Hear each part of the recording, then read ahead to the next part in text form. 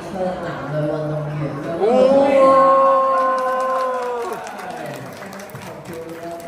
係咁一陣間嘅比賽啦，咁都係我哋今日嘅決賽嘅環節啦。咁所以啦，一陣間嘅建議們啦，無論係男仔定女仔啦，咁一陣間咧都要全力以赴做到最好啦。咁至於咧，即係講到比賽經驗啦，一定係阿婷同阿杜咧兩位嘅經驗相當之豐富。咁既然啊經驗咁豐富啦，有冇啲咩 tips 俾我哋嘅現場嘅小建議啦？一陣間咧喺決賽裏邊咧都可以發揮到你哋最佳嘅表現咧。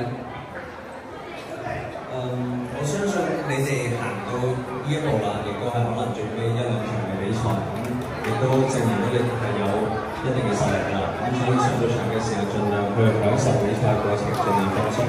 咁啊，每一分都唔好放棄，相信自己。好，大家記唔記得啊？記唔記得啊？記得。咁啊，度咧有冇啲咩 tips 又俾下我哋嘅小建議？一陣間咧比賽可以發揮得更加好咧。我而家睇啲小朋友，我覺得佢哋唔係好緊張，我覺得好開心，所以我都戥佢哋好開心。依家就享受個比賽就 OK。係，咁我都俾啲掌聲，咁啊多謝啦我哋阿晴哥啦，同埋阿杜啦，同大家開咗咁多有呢個挑戰，所以能夠大家記住啦，輕鬆嘅心情去應戰啦，咁就可以發揮得最好啦。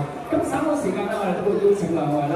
咁除咗咧會同大家嘅選手冠軍嘅選手啦，一陣間會切磋下之外咧，咁都會邀請兩位啦，就同我哋一齊評述下稍後落嚟嘅賽事啦，俾少啲意見同埋旁述一下咧，到底咧我哋打成點樣啦？咁唔單止啦，咁咧一陣間咧完咗我哋嘅比賽之後咧，仲有機會咧可以見到咧阿晴啦同埋阿杜啦，佢哋嘅